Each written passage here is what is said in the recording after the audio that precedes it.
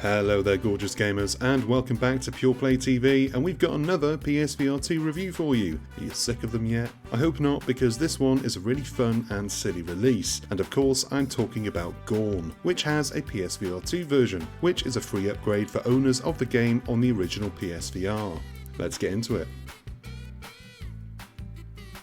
Standing almost naked in my living room, holding my hands aloft and doing my best Maximus impression by exclaiming, "Are you not entertained?" will go down as a low point in my life.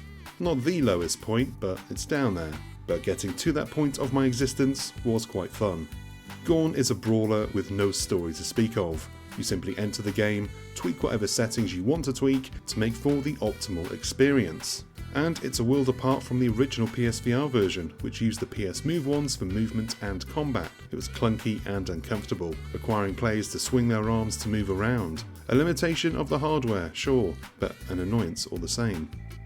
I'm happy to say that basically any and all annoyances I had with the original version have been remedied in this PSVR 2 release. The controls are far more user-friendly, making good use of the new controllers, and the general presentation, while being simple, still looks great inside the headset, allowing you the opportunity to see heads pop off in crystal clear clarity. The actual battling itself is largely the same. Each arena throws you a bunch of bald, brutish and barely clothed enemies at you, and it's your job to eliminate them before they do you in. You can punch, grab, flail like a baby, but the best option is to grab yourself a weapon and aim for the head, at least to begin with. As the game goes forward and you progress through its stages, things get a little tougher with more enemies per round, and those enemies start coming better prepared. Where the first few came in with nothing but their undies, later enemies come equipped with armour, which needs to be bashed off, and better weapons and shields, making those melee scuffs all the more challenging. You'll need to duck and weave, use your weapon to block incoming blows, or double up with a sword and shield to hit the follically challenged chumps with a quick parry and bash combo. Should you get hit too much, the lights will start to fade and tunnel vision will creep in. Land a successful blow to a baldy and you'll get a second wind. Simple mechanics all round really, and it's what makes the game so fun to play, even if it has buggered my rotator cuff beyond repair.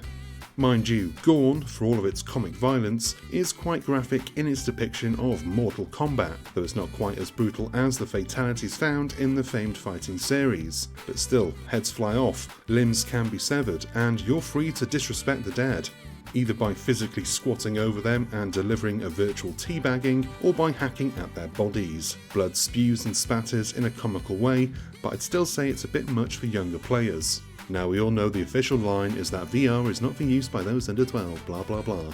But we all know those are just guidelines, and if you've got a kid, they're going to want to play whatever you've got. So thankfully, GORN comes with what I call a child-friendly mode, where instead of spewing blood, bad guys spurt sweeties from their wounds and resemble piñatas, making it a bit more palatable for kids to play. Now, while I've happily sung GORN's praises, it's far from being a must-buy.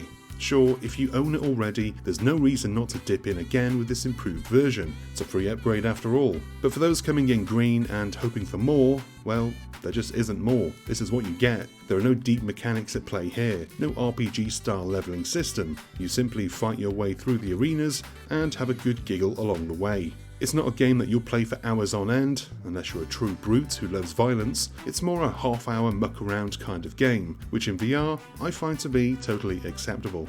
All said, GORN on PSVR 2 is a decent upgrade over the original, though it's a shame a little more content couldn't have been added to sweeten what is, admittedly, an already great deal. And that is the end of this review. Thanks for watching, it's always appreciated. I hope you enjoyed this video and found it to be of some use, and before you bugger off and enter the arena, do us a solid and hit the like and subscribe buttons below, and give the bell icon a tap so you're notified whenever we've got new stuff for you to watch. I've been Chris, you've been gorgeous, and I'll see you on the next one. Until then, cheers my dears.